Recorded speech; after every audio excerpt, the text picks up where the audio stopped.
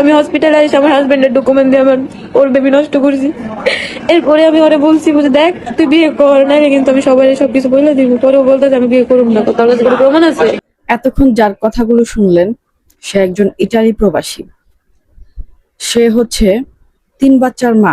এই 3 বাচ্চা রেখে, তার হাজবেন্ডকে রেখে সে হচ্ছে পরকীয়া প্রেমে লিপ্ত ছিল, এবং পরকীয়া প্রেম করে যখন এক পর্যায়ে প্রেমিক তাকে বিয়ে করতে অস্বীকার করে বা বিয়ে করবে না বলে, তখন সে কান্নাকাটি করে লাইভে এসে সবার কাছে বিচার দিতেছে যে তার পরকীয়া প্রেমিক তাকে বিয়ে করে না, আর বিয়ে না করলে এটার একটা মানে বিচার চায় সে সবার কাছে, নাহলে সে দুনিয়া ছেড়ে চলে যাবে। মানে ভাই, একটা মানুষ কতটা নির্লজ্জ, কতটা নিচে নামতে পারে আমি চিন্তা করি। একটা গান আছে না যে লাঙ্গের আশা কইরা তোমার ভাতারে ভাত চাঙ্গে, তো এই গানটা হচ্ছে এই আপুটার সাথে একদম মিলে গেছে। সে তার পরকীয়া প্রেমিকের আশায় সে তার স্বামীকে কষ্ট দিছে, তার বেবিদেরকে সে ছেড়ে তার কাছে যাওয়ার জন্য প্রস্তুত হয়ে গেছিল। অবশেষে তার পরকীয়া প্রেমিক তাকে বিয়ে করতে অস্বীকার করে। এখন সে তার স্বামীর সংসার হারাইলো, পরকীয়া প্রেমিকও তাকে এখন নিবে না। তো এখন দুই কুলি হারাইলো, ঠিক আছে।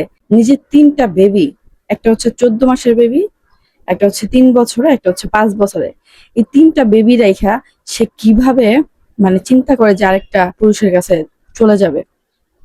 এ কেমন মা! ইভেন সে আরো বলল সে হচ্ছে ওই পরকীয়া প্রেমিকের বেবি নষ্ট করছে, তাও তার হাজবেন্ডের ডকুমেন্টস দিয়া। মানে একটাবার চিন্তা করেন একটা মানুষ কতটা নিচে নামতে পারে। এখন পরকীয়া প্রেমিক তাকে বিয়ে করবে না, সেজন্য সে হচ্ছে লাইভে এসে সবার কাছে বিচার চাইতেছে যাতে তাকে বিয়ে করে।